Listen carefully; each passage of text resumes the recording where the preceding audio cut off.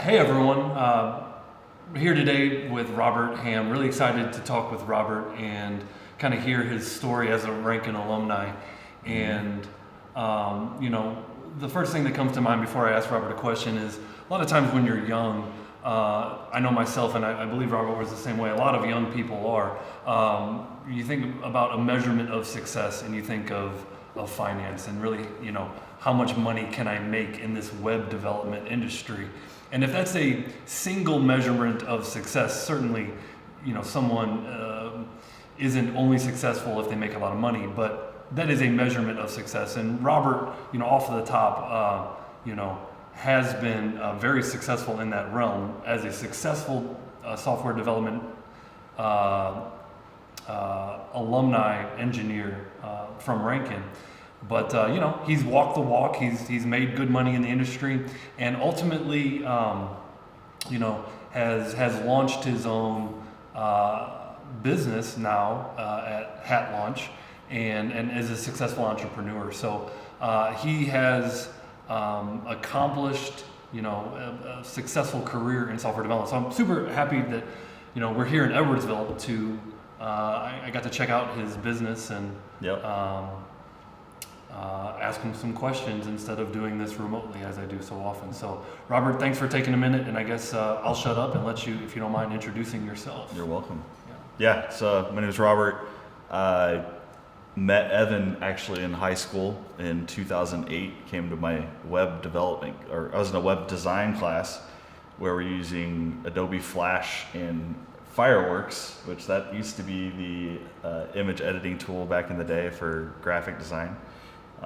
Before people really use Illustrator and Photoshop nowadays. But came to the high school and he's like, hey, I'm this guy, I work at this school, it's 2 years and you're done and you can make a lot of money doing what you're doing in this class already. And I was like, okay, sign me up. I hate school.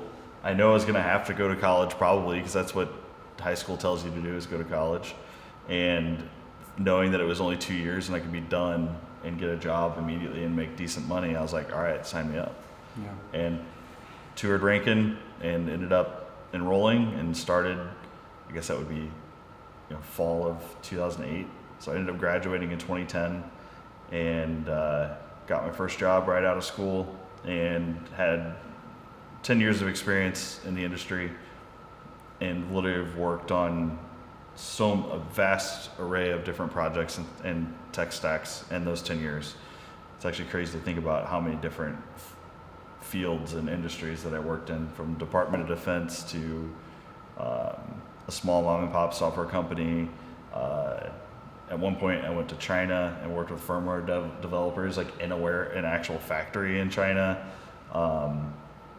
Lots of crazy stuff that I got exposed to and ultimately learned a lot about how the world operates and how code and technology runs everything at this point, and how valuable it is, and why learning how to do it and getting a job in that industry is so lucrative, and the possibilities are endless. So going back to your high school, I remember going there. I remember meeting you. I was probably asleep. Well, not at the end. Maybe when I was talking, but at the very end, you came up to Steven and myself at the time, and you said, "Wow, 2 years in this industry, you can make this kind of money." You said, "I want to do that." You were very clear. Dude, I wish you still had that presentation. You probably do. Like, do you have it saved somewhere? Well, it was Steven was the admissions counselor I was with. Okay. He might have it, but that'd be hilarious to see what the slides actually said. But I remember walking away and having a conversation with Steven, and he goes, "Yeah, this Robert guy seems really intent on Ranken." Yeah. And I remember thinking, well, boy, because I was a new teacher back then. I remember thinking, boy, I really hope that Robert can achieve these kinds of numbers that I'm showing the industry. You're promising. And so, I mean, I didn't want to overpromise. Yeah. And so, you enrolled, you became a student, and you did some things as a student that I think were exceptional that I don't see a lot of students doing. So I want to highlight the things that I saw you do that worked well for you, that prepared you for your first job. Yep. Right. So as a student back then, you learned to make some websites, and you were working, I think, for the family as restaurant. a server of the family's restaurant. Yep. And what were you doing? I guess what were you doing back then? Were you working at the family restaurant and you transitioned into something else? What was that? Yeah, like, so I immediately, once I started at Ranken, I will say, like, before I started officially going to school there, like, doing a couple web design classes in high school where most of it was just like art and design based. So in high school, like, I took a lot of art classes, so I was really heavily more focused on like the design side. Yeah. So I had the ability to, like, I could skin a website. Like, back then it was MySpace, so I could create graphics from a MySpace page, and I could go in the HTML and actually edit the page. Like, that was my first exposure to how websites were built, was just on my own making graphics and then figuring out how to make my MySpace look different. And then, like, the first week at Ranken, like, when we started actually looking at programming, I was like, okay, well, I'm starting to learn the programming stuff. I already know, like, some design and barely any, I didn't know anything about CSS. All I knew was just what HTML looked like. I didn't know how to use it, just knew how to copy and paste what other people told you how to do. And I was like, well, I know I'm going to keep learning more and more, but I know I can take my skills of making things look pretty decent, and I could take, like, templates off of the internet and build websites for people.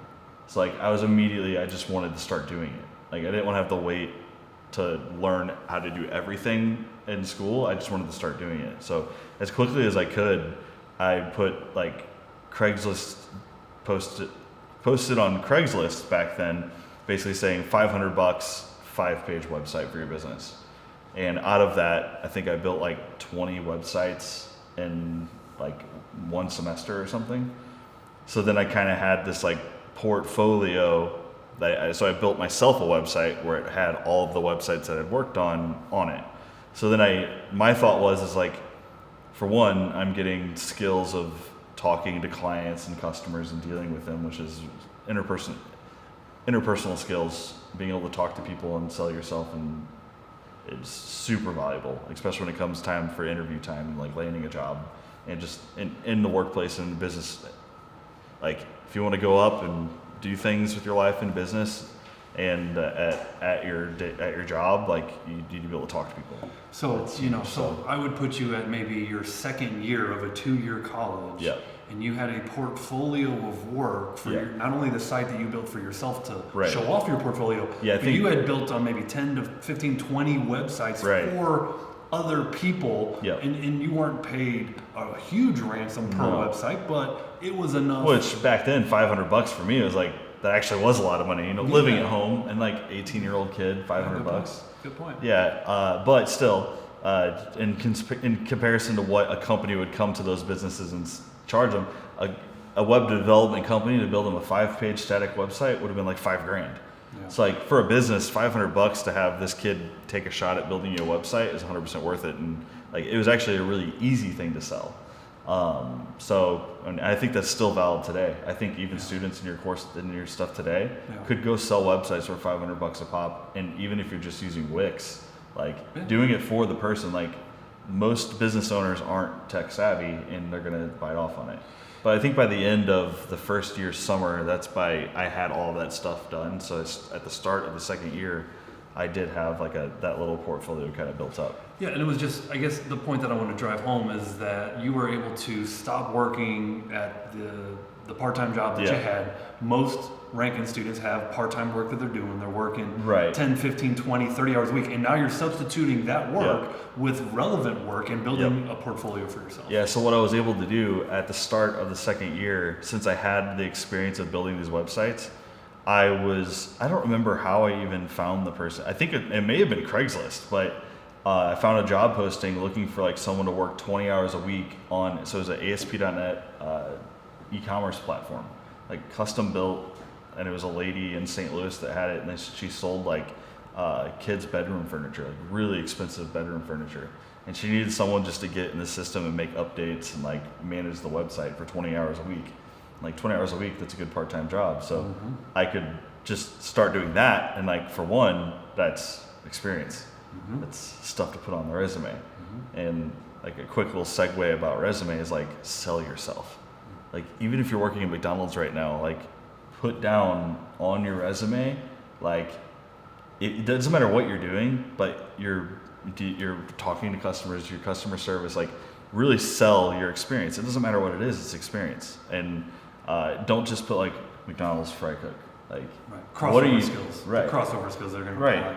But yeah, so I had ASP.NET experience when really I didn't know anything. Like, I had just started the class. I didn't know anything about ASP.NET. I know how to get in this back end of this e-commerce system and update prices and add products. I wasn't actually doing code. At one point, I did actually end up getting in the code, but that was later on in the year once I actually knew what I was doing. Surprised I didn't take the website down, but. So it went from working at the family business Yep. to building websites for yourself to working part-time 20 hours a week building a website, updating a website for a business. Yep. And then, what was your first job out of Ranken? When did you get it, and how did you get it? What was that like? Even before the second year was up, like before I'd even graduated, I was submitting resumes like everywhere just to see who would respond or who I could get interviews for. And like, I think the first week of doing it, I had like 5 or 6 interviews lined up, and this was like a month before I even graduated. And one of the first 2 that I went to was at Northrop Grumman, which is the company that built the B-2 bomber, and it was right outside of Scott Air Force Base. And like, my dad was in the Navy. My dad worked at McDonnell Douglas, which is now Boeing, back when I was a kid. Mm-hmm. So like airplanes, like, and jets, like I'm obsessed. I love them. They're so cool. And to think about I could go work for the company that made the freaking B-2 bomber and does all this stuff for the Department of Defense, I was like, this is so cool. And like, to get the job, I had to get a security clearance. It's like, it's just such a cool like thing, like I get my security clearance, like I'm working for the government. You're 19 or 20 at this point? 20, yeah. But yeah, walk in the interview, and it was a .NET job, and I could literally just say, yeah, I've been in this internship part-time position running this .NET website myself. I've worked with 10 to 15 clients building them websites on the side, so I know the front end work of a website, and basically just landed the job on the spot. You did a project too that helped. I think you told me the car show, Ranken car show. Oh yeah. And we were kind of talking about it earlier, but I remember when I first started development, especially web development, the thing, like, I knew how to create a static website. I could create an HTML, CSS, and make it look pretty and link pages together, but it didn't actually do anything with data. And the big hurdle for me, and the one thing that I was like, I can't wait to learn how to do this. I was waiting to learn it in school, when in hindsight I probably could just Googled it. That's how I did everything else. I don't know why I waited so long. But we took the ASP.NET class, and like one of the first things you did was like, you created a login. But that was in my mind, I was like, how do people log into websites? How does that work? How does it work? Yeah. Like, but there's if you've only done front end, you right? Might not I didn't know anything about the code behind the scenes, like server-side code and databases. Yeah. And once I made that connection of like, oh, well, the front end sends the login information to the server, that goes to the database, and you're logged in. Yeah. And it was this huge explosion of like, this is how it works. So then like, I took that class, and literally that's what you learned. You learned how to log in, and you learned how to put data in a table and show it on a page. I took that, and I don't even know why, like, I think it was an assignment to build something. Yeah. And I was like, well, I want to build something that someone's actually going to use. Yeah. And like the Ranken car show is coming up, and I was like, well, how do they manage the entries and judging of the cars? And then like pen and paper, I'm like, okay, well, let's build this. So I literally built this app for them to use in the car show, and like I did it in class. So it was really cool because I'm building something I know it's going to be used, but I'm doing it for the class. Mm-hmm. And that's like, anytime I look to do something, like, try and build something practical. It's like if one of your students, if you watching this, if you're trying to think of like a project to build it either to solve something in like your day-to-day, to like maybe automate your schedule, or a reminder application every day. It's like, this is what I need to do every day, or it's just something to help you, or something you find useful in your life, or someone like that might use it, because it's going to be so much more gratifying and more fun than just doing some random tutorial of building something for someone else, like that you're never going to use. You know what I mean? Yeah. And that could be said for you, like, to help you create more engaging stuff for students to work on is like have them pick something that actually resonates with them. Like I'm sure they do a lot of that nowadays anyways. It's a lot more accessible, but like I'm sure people like tie into like video game APIs or stuff in class to start pulling cool data or something. But once you find something that you can like actually resonate with, and you'll find that it's fun, and that's when programming really starts to snowball. So again, just kind of going back to, you're always a unique use case. Like you're always a unique student, right? Yeah. You were a unique student because, you made a business out of it as a student. You helped Ranken, you helped Ranken build an app for Ranken. Yeah. You graduate, you had all this lined up job opportunity before you even graduated, and again, a successful 10-year career. Right. One thing that really sticks with me, and I kind of, joked about it with you earlier, is I just remember, this is the entrepreneurial mindset. What I'm really talking about is hard work. Like I remember going out at the time on a Friday night, going bowling with some friends and family, and that was what we do. Bowling. Yeah, we were bowling, and whatever. And so we're out, and I'm getting text messages from you on a Friday night. Yeah. Hey, Mr. G, check out this website. What do you think of this? Yeah. And I'm like, it is 9:30 on a Friday night. I'm not checking out your website. But it just speaks to the hard work ethic that you have. That in hindsight, here you are, this successful entrepreneur, that you had that back then. Yeah. I just didn't recognize how unique it was, because now that I've been teaching for 15 years, it is truly rare that students do some of these things that you're talking about, let alone all of these things, like demonstrate the hard work, demonstrate the, hey, I'm going to make, money building these websites, I'm going to take these skills, so on and so forth. Yeah. So you get what you put in. And I think a lot of people, especially with school, they go there expecting to be handed the knowledge and the keys to, here's your job because you have this piece of paper, and that's not reality. I mean, it could be said is that a lot of people view the diploma as a golden ticket. Yeah. Society views it as a golden ticket, and I'm taking that from Dave Ramsey. This is a Dave Ramsey quote, so I'm putting, and it's not. The diploma is not a golden ticket for anything. We all know people with college diplomas that are not successful in their space. Right. Or don't even use it. So first job was Northrop Grumman. Northrop Grumman, yeah. Took a long time to remember how to spell it and how to say it, because it's a weird one, but yes. And so we're now, you're out of Ranken, you're working your first full-time job, you're 20 years old. $40,000 a year. Okay. 2010? At the time, 2010. Okay. And at the time I had a 2007 Cobalt SS. Okay. Sweet car. Supercharged. Whew. Man, got broken into at Ranken too. That doesn't happen anymore, I'm sure. And so I was there for a year. Actually, it was on the streets of St. Louis City. Yeah, the one time I parked outside the gate. It was the front gate. Let's be clear. Literally, let's be clear. On the corner when you turn into the main entrance of Ranken, I was parked right there. That was bold. You are advised on day one to park on the campus, and you're not on the campus. Park in campus. Don't park on the street. The freaking one time I did it, because I can't afford to be tardy. Okay, we all know that.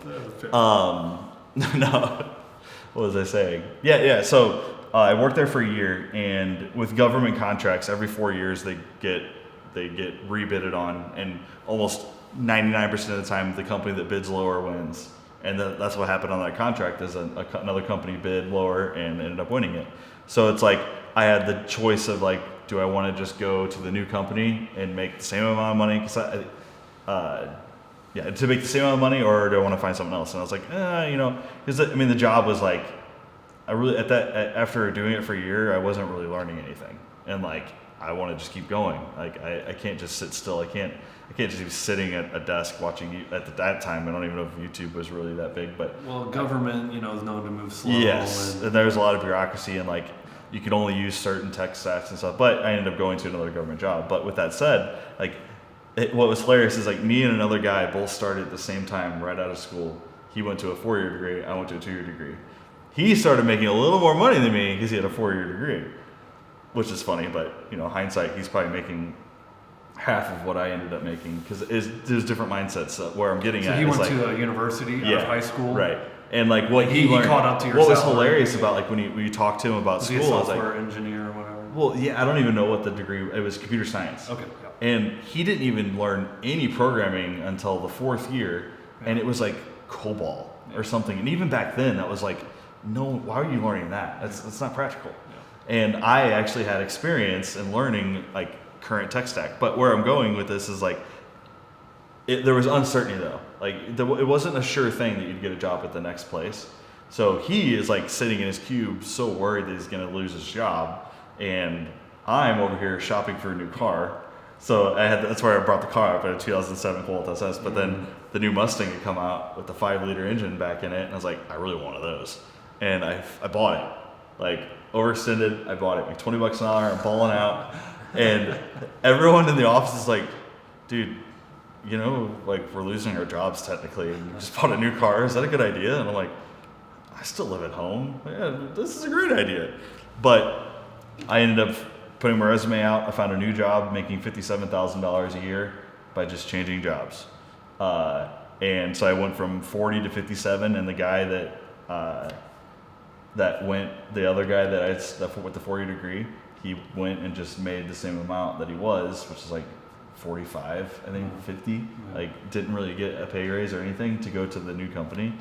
And I say that because like my motivation has always been from wanting more, and again, not just sitting complacent. And like cars have been my vice and my motivation, and there's a whole story I can get into with my business and why I started it. But it's always been I've always wanted to improve my skills to get either a better position or a new job with those skills to make more money, to get more things that I want. So you're 21, job number 2, you're making 57. Where are you at? Where are you working? It was another government contract. Okay. And I was that's another story. Like I don't even put it on my resume because it was such a short period of time. Okay. It was like 2 months. Okay. And it was another situation where they're at the end of their contract. They didn't know what was going to happen. So I took the job knowing that I might not have a job in 2 months. And the contract was going up. They're like, look guys, we have a month left. So I immediately put my resume back out there again and got a new job. And this was at CPI Corp, which was on Washington Avenue downtown. So job number 3, you're still probably job number 3, and I made $70,000 switching. Okay. So this whole time while I'm doing this, I was getting my experience actually working there. So that second job was a Java Cold Fusion job. Okay. So I was doing a lot of front-end JavaScript, Java, and I'd never done it before. Okay. But now I had that under my resume to say, oh, this guy's done .NET and VB.NET and C#, and now he's done Java and JavaScript and all this front-end stuff. Because Cold Fusion back then was a pretty new, like, similar, like, I guess you can kind of, like, similar to, like, the JavaScript frameworks that are out there today, like, and how different it was for how sites were built back then. So that's why I was able to, in the interview, like kind of flex and say, I've built all these websites for all these people. I have experience in 2 different tech stacks. Like, I think I'm worth this amount. Like, it had to like go up the chain for approval to make 70 works. I didn't have a 4-year degree, but I killed the interview and I had experience on my resume and I could show for it. Nice. And so job number 3, what was it? How long were you there? That was CPI Corp. I was there for a year.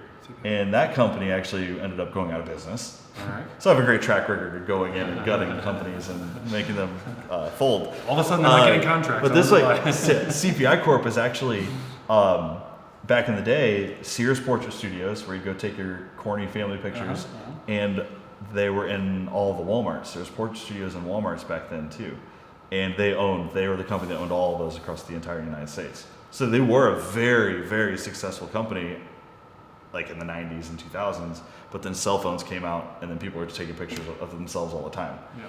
But dude, that place, it was so cool. It was funny to work there because we got access to all of the pictures people were taking, and like there's this wall of shame.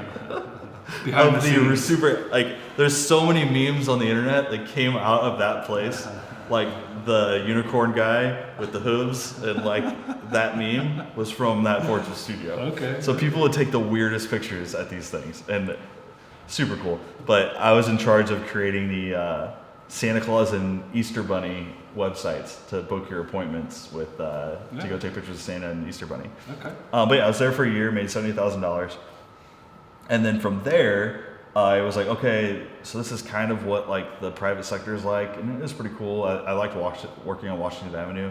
It was kind of like sketchy when I stay there late at night, but like it was cool. I got the city experience, and like I moved out when I was 20, so I got my first apartment. I bought my first house when I was 21 too, which was pretty cool. Mm-hmm. There was a unique time in the housing market, like right after the crash, where you can get these foreclosed houses. So I bought my first house for 120 grand.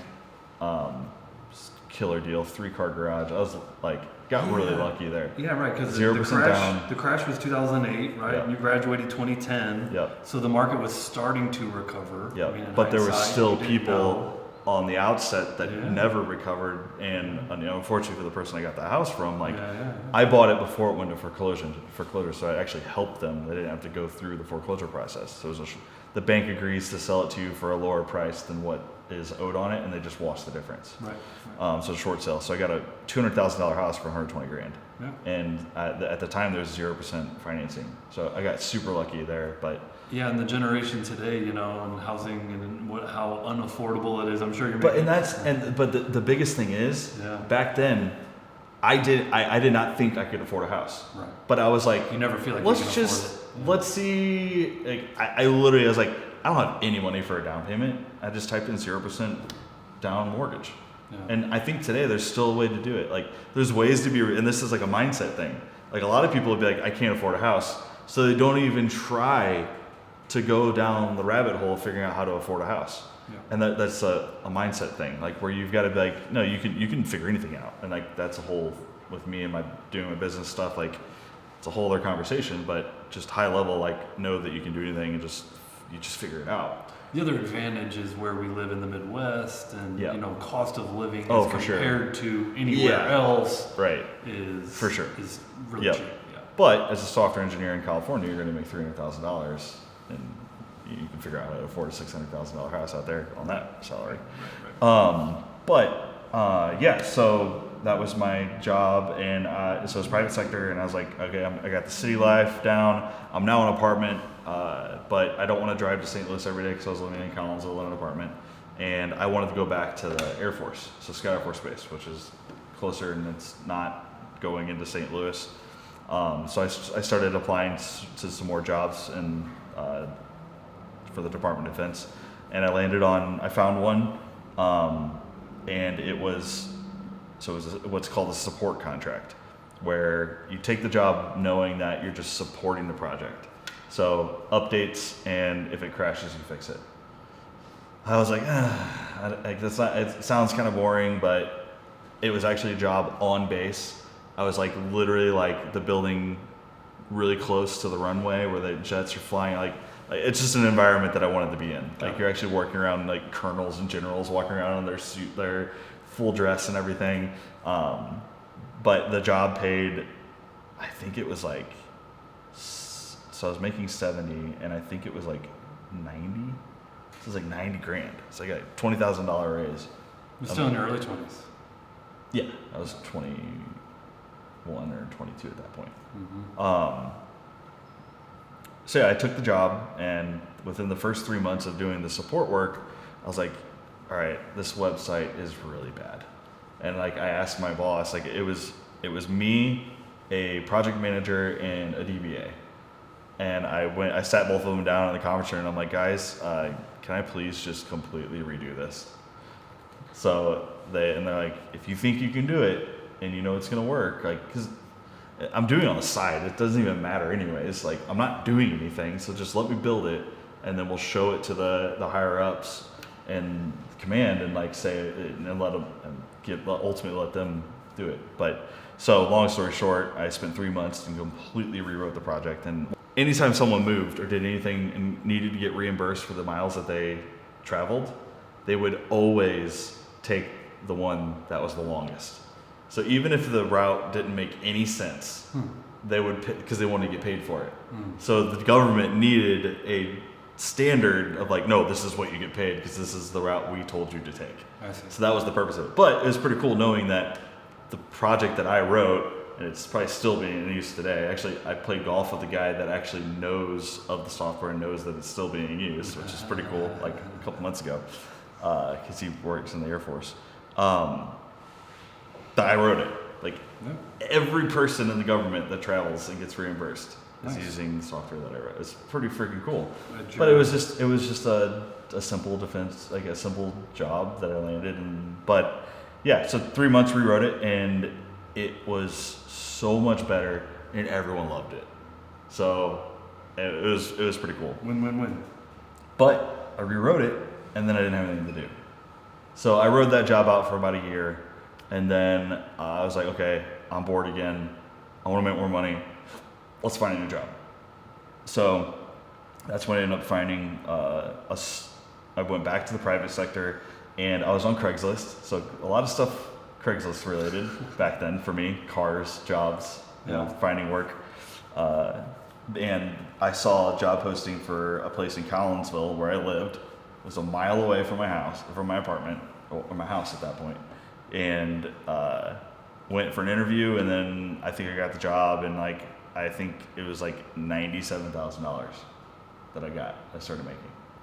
And that's like real close to six figures. Like I wanted that 6-figure mark. I ended up making that there, but it was through overtime. I took the job, and that was a private sector, small software company with like 8 people in it. But the cool thing about that place was that the owners took any and every job they could get.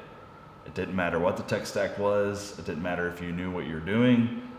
They took the job, and someone got put on it, regardless if you're doing or not. Figure it out. Yeah. And at any you didn't given go to school for some of that stuff, right? And at any given point in time, you're juggling 3 or 4 of those projects. So very fast paced, very just figure it out, like feet to the fire. You have to figure it out because this is what we budgeted the project for. Get it done. And did that for like 5 years. And then actually went to a Ranken career fair because you had me come out and actually speak to a class. Mm-hmm. And you're like, hey, I got someone you want to meet over here across the street at the career fair. I think it'd be good for you. And it actually ended up being someone from Darty Business Solutions who was like, yeah, we got to get this guy. And ended up getting a job. And the job was, so at Darty, you're a contractor, and they place you at clients. But Darty brought me in, I made like $105,000, I think, with overtime at that one place I was at, and Darty was offering me like $135,000 to start.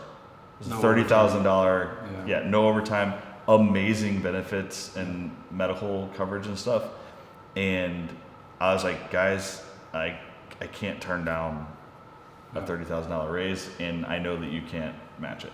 And so I left and started at Darty, and then I was placed at a couple different clients at the start that was only there for a couple months at each of them. And then they ultimately placed me at Express Scripts. And then I was at Express Scripts until I ended up quitting to work for myself full time. And Express Scripts was awesome. I was on the pharmacy technology team where we automated basically from a prescription on it. Before I worked at Express Scripts, I had no idea what Express Scripts was or what they did. But they're one of the largest pharmacies in the world. And they fulfill prescriptions for people all across the United States. They have pharmacies all across the United States, and they actually own other pharmacies that handle like cancer medications and stuff. So before I worked there, I thought Express Scripts was like they did like scripts, like what's a script, like a movie script or something. I had no idea, right? But no, they're pharmacy. So I was on the team that managed and wrote the software and the automations and the robotics and the equipment of actually taking a prescription and filling it with either a robot or automatically or by hand and getting it to a patient as quickly as possible. And to their door, to their residence. Yep. 135,000 starting, and then I was a contractor, and after working there for a year, I started pushing towards can I just work here? Like, I just want to be an employee. And then they ended up hiring me. And when I ended up quitting to work for myself, I think with like, I never got a bonus because I quit before I could get one, which had I just held out a little longer and like I would have got a freaking fat bonus check, but it was like 158,000 I think was like my base pay, but like I think technically it was like 160 something. But yeah, by the time I'd quit to go work for myself, I was, high six figures. So it's just an awesome story from graduation to career, working in these different sectors, private, government. Yep. Obviously financial successes there, your career growth. Yep. What was your favorite job? Probably Express Scripts. Yeah. Like, and that was the first job where I actually wrote it's really cool to write software, and because like there's two buildings. There was the actual pharmacy that had all the robotics, and they were fulfilling the drugs and shipping out hundreds of thousands of medications a day, and then our desks were across the street. Mm-hmm. So like you write the code, and there was a little lab that you could test some of the like robotics and the printing of label printers and stuff at your building, but there's nothing cooler than writing the code and walking across the street and like actually deploying it and seeing the stuff happen in front of you. Hundreds of thousands of orders. So cool. Yeah. High volume, high traffic. Like with me liking cars, and I like working on cars. So getting physical too with code was such a cool combination. So like I ended up working on the project where they got these automated baggers in where the person would take the filled prescription. So like the prescription would come down this conveyor belt, dump down in front of them, and they would just scan it, and then they drop it into this bag. And this bagger is what we called it.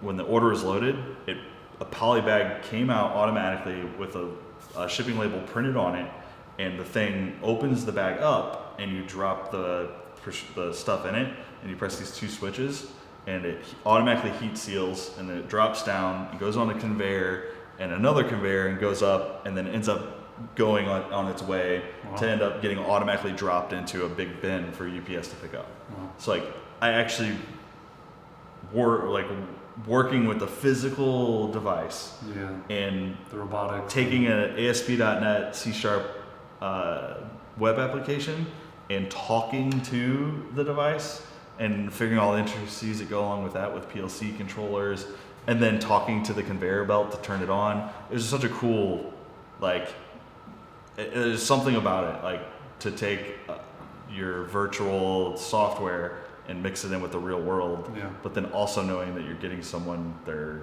medications that they need. And, life and death. Yeah, and another one of the projects that I worked on, potentially around shipping, we completely took it from a thick client, which thick client, they don't really exist anymore that much, and like people are getting rid of them, then switching to this mobile app base. So thick and thin, the difference there is thick is like it's an installed application on a Windows computer. Thin is going to be like a web app. So we took a thick client application for packing medications and put it in a thin client. And the first pharmacy we put it in was one of the specialty pharmacies, which is life. Like if people don't get these drugs, they die. And it's cancer medication. So that is actually scary, knowing that you could fuck up someone's, sorry, we'll put a bleep in there. You could screw up someone's meds that are potentially going to save, like, keep them alive. Yeah. And with shipping those types of medications, there's a whole, they have to be shipped on dry ice. You have to look at the weather data. You have to know that the medications are going to get there at the correct temperature. And they had this super crazy algorithm that some really smart guy wrote 20 years ago to know how much dry ice to put in, that no one knew how it worked, and you just didn't touch it. Yeah. And that's kind of another quick tidbit is you don't have to be a genius to be a programmer. You seriously don't. Yeah. Well, I think, I always fall back to a Bill Gates quote, on code.org, Bill Gates was promoting, be a developer, and here's why. I'm talking about, addition, subtraction, multiplication, that's about, you don't have to be some math whiz, right. High level statistics and, anyways. So I have to imagine, haven't brought in too much about the current business that you're in, right? So it's Hat Launch. Yep. And, correct me where I'm wrong, but you are embroidery on hats, and so custom logos. So much more than that. There's so much more than that, but people can upload No, their images, right, and yeah. you stitch We them sell- on hats and press We them on hats. sell custom hats to America's businesses. Yep. Like that's the easiest way for me to say it. Got it. But the business came out of again, me just not being complacent with just doing my job. I've always wanted more and I always want more. So here I am at home with free time. It's like, yeah, I can play video games or I can do something to make more money. Yeah. And even when I had a 6-figure paying job, I still did work on the side for other St. Louis based businesses writing code. Yep. So Habanero was a design studio in St. Louis where they would give me hourly projects to make like $75 an hour for 5 hours a night to work on these websites for them. And I was doing that. And that's where I was like, well, I think I just need to start something for myself. Like, and I knew it was probably going to be something e-commerce related. But yeah, in the past 5 years, it's gone from me on the side in my basement to 40 plus employees. And at this point, like $15 million in revenue. And this year alone, we'll do over 8 million. I wanted to do 10, didn't get there, but hopefully next year double again and do 10 plus. So the reason that comes to mind at this point is, well, I have to imagine what you learned at Express Scripts. That you're talking about learning to write the code to interact with the machinery. Right. And at the end of the day, it's not that complicated. You just figure it out. And it's just a little different than what you've done before. And so I always think, I'm not an entrepreneur, but yeah. What's your competitive advantage? And when I've heard you talk about your competitive advantage, you wrote the software for Hat Launch that takes the imagery that the consumer gives you and begins to stitch it on the hat. Yeah, from literally, you go to our website, the entire website is custom coded. There's no CMS. We're not even using Bootstrap. All right, we're talking, this thing's meat and potatoes, HTML, CSS, JavaScript, C# backend with the SQL Server database. The entire business from when they're ordering hats on our custom coded front end to customer service, order management, artwork setup, to actually going on the machines and running, to actually getting shipped out and inventory tracking. Everything is custom code. So is that part of your competitive advantage? Yes, there are no other embroidery shops that do it the way we do, and it's what has allowed me to scale it as fast as I have, because I'm always a technology first mindset. And when I first started it, like, I had to use technology because it was just me. Like, I'm one person. I need to automate these things so I can continue to grow the business. And now that I have people doing these things for me, how can I automate it so that I need less people to do it to be more profitable, but also either completely eliminate the task or make it super, super simple so you don't have to like watch over someone's shoulder to make sure they're doing things right. Yeah, I mean, it was super cool. I don't know the first thing about hat embroidery, but I walk into your office today, and it's technology everywhere. There's screens, screens in people's faces, there's computers all over the place. Yep. And so it's not like just a warehouse with machines to stitch hats, but it's technology everywhere. Right.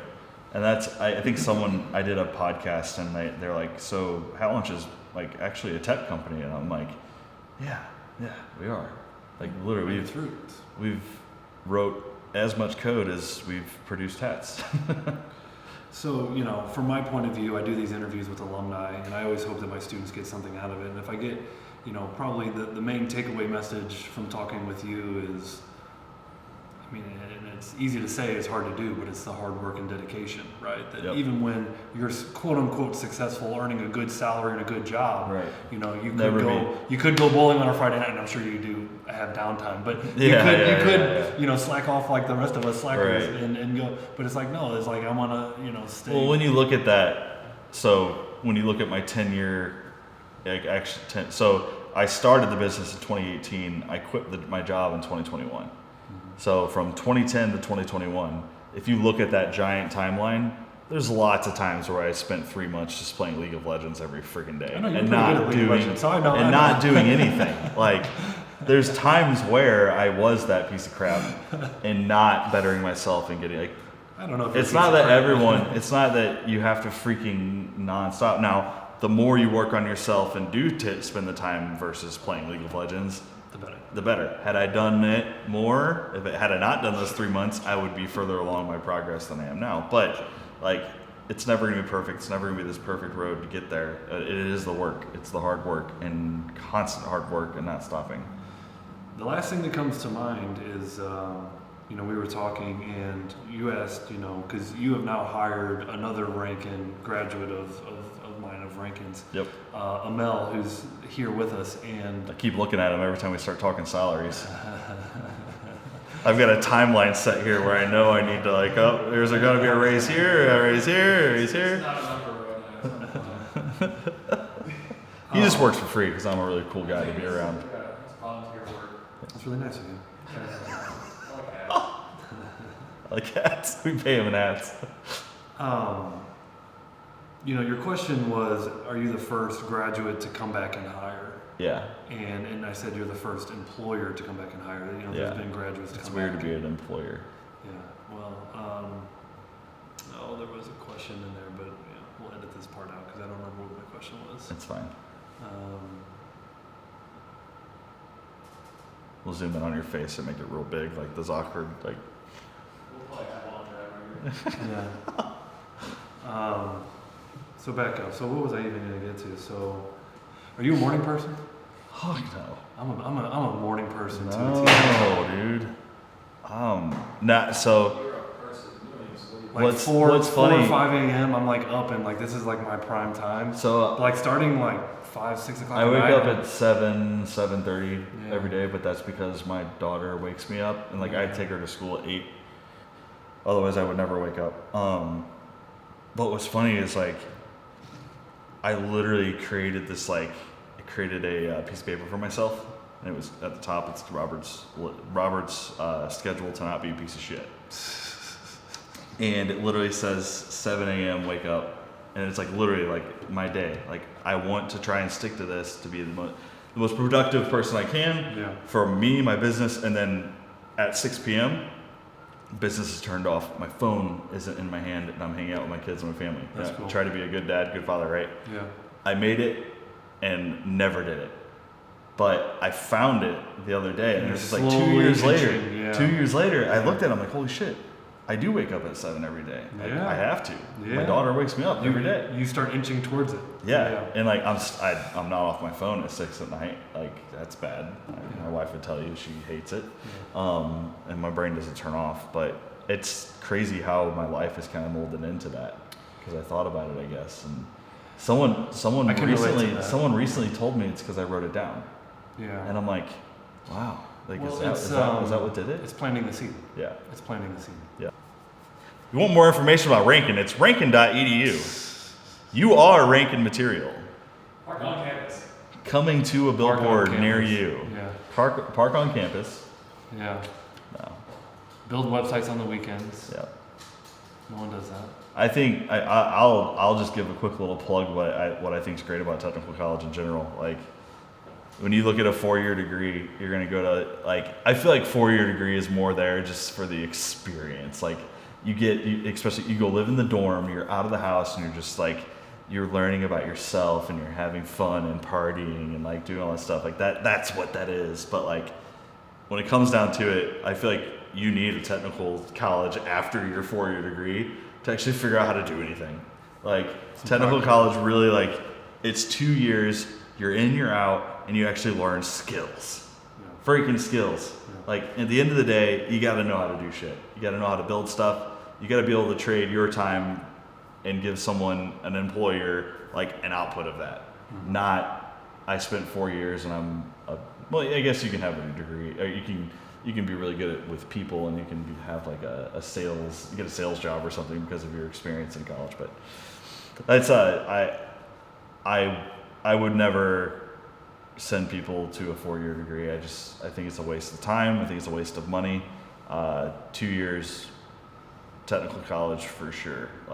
Get in, get done, get the skills, get a job, be a productive member of society, and then go anywhere else you want to go beyond that. And I would say the same, just a little bit different. The way No, I agree with you. I know. Here's how I It's say great. it. Here's It's how I great. say it. You know, it's the first 2 years before year 2 are just general educations anyway, Yeah. right? So we just put them all together. But Right. you could also study development at boot camps, right? And crash sure. course in 1 week, in 3 weeks, in 1 month, in 3 months, in 6 months, in 9 months. Right. And there's all sorts of boot camps that really, what does it take to master? I mean, there's something 10,000 hours to mastery if Yep. you've ever heard that. But the point of that is saying it takes a lot of practice. Practice makes perfect. And Yeah. so, you're probably a majority of people aren't probably taking boot camps and being successful. Yeah. What I've noticed. And so there's the too short, there's the too long for most, Yep. it's not necessary. You don't need to go for 8 years to get a doctorate for Yeah. IT. Right. Right. So 2 years in my observation tends to be that Goldilocks, not too long, not too short, just the right for the most amount of people. Right. And that's my, Well, and it's 2 years of focusing on the end goal of getting the skills, right? just Where focus those on boot camps are only a week to 2 weeks, where you could just fall off right after that and never touch it again. Yeah. Like there's something to be said for like you're dedicating 2 years of your life to learn something, and that's a lot more hands-on. And for me, I needed it, like especially Ranken, because it's kind of a job. 8 to 12 was my core class. Like I was really bad at being on time. That's why I parked on the street and got my car broken into. Like I needed that to be able to become kind of like a productive member of society and get on that schedule. And I'm still terrible with time, but Well, there's the whole work ethic component of yeah, Ranken, which is that helped dress me. the part, Right. look the part, show up, act the Yeah. part. if you make it those 2 years, Yeah. you're going to be able to Function. transfer that to like being a great employee somewhere. I guess to kind of cap it all off, just want to say, congrats, man. Super happy for you. Thank Keep you. doing what you're doing. I'm kind of excited to see where the business goes. It's an exciting story. Same. yeah. So, congratulations. Thank you. Appreciate it. All right. We're out. Good stuff.